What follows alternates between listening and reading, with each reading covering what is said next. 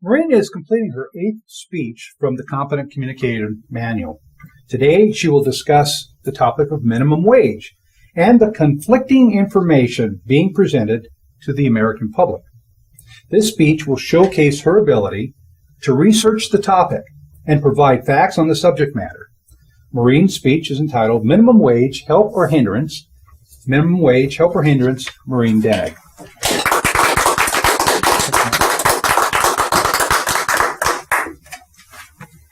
The federal minimum wage law was signed into law in 1938 by Franklin Delano Roosevelt. It applied to industries whose combined employment represented only about 1/5 of the labor force. The law accomplished 3 things. It banned oppressive child labor. It established a minimum hourly wage of 25 cents per hour. It limited the workforce to working 44 hours per week. The law was pushed by FDR to overcome the obstacle of the United States Supreme Court. The court had struck down several previous wage laws because they had deemed them to be unconstitutional. Supreme Court Justice Owen Roberts switched his vote from conservative to liberal in response to intimidating tactics by FDR. FDR was so angry that the court made decisions against minimum wage laws, he threatened to pack the court with an additional 6 judges, 1 for each judge that had not retired by the age of 70. Historians coined a phrase regarding Roberts' change of view, quote, "A switch in time saves 9, end quote. The big switch is an important event in American legal history and marked a new legal attitude toward labor standards. The EPI is the Economic Policy Institute. It's a union-leaning organization, and they've put out a paper, and they're telling us what are the 4 lies against the minimum wage. First of all, they say the lie is that minimum wage jobs are summer jobs for teens. They state, in actuality, it's adults whose income is vital to the survival of their households. Second lie is increasing the minimum wage is going to cost jobs. Big business has a profit margin that they can easily limit. They can make adjustments. They can cut the wages of highly paid workers, raise the price of goods or services, and increase their organizational efficiency. Unskilled workers don't deserve higher pay.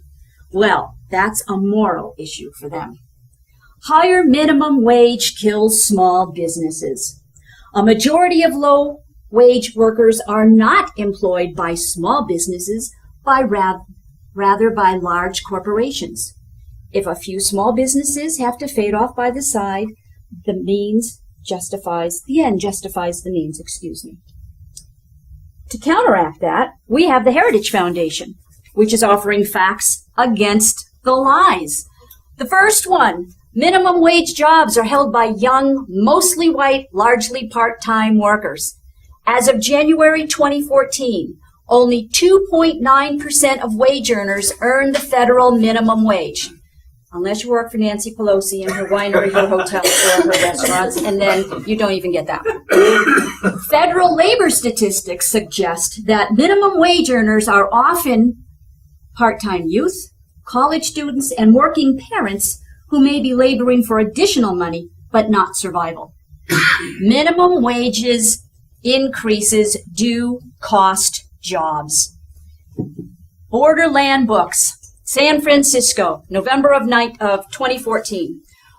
With the increase in the minimum wage to $15 an hour, the store could not remain a viable business if subjected to the new price.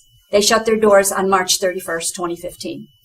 Red Robin, the restaurant, has instituted a computer system that can take your order and bill you without the need for human interaction. Cascade Designs, I love this one, it comes from Seattle. They're an outdoor recreational manufacturing company relocating to nearby Reno, Nevada. Why?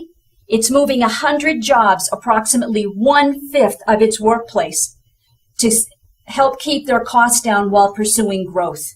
Labor costs, recently subject to a minimum wage of $15 an hour and up, add to their bottom line, and they're competing against companies that incorporate foreign labor. Unskilled workers don't deserve higher pay. Yes, Heritage Foundation. I am just so revved up for this one. Unskilled workers don't deserve higher pay? No, they don't. You want to know why? Let me tell you about my experience in Kearney, Nebraska.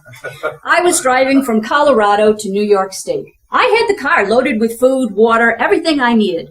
But I decided after 4.5 hours, yes, I do speed, that when I got to Kearney, I would save the food and water that I have, and I would get off the road and go to McDonald's. I got off the road, went to the window, placed my order for a new chicken wrap sandwich and a large Coke.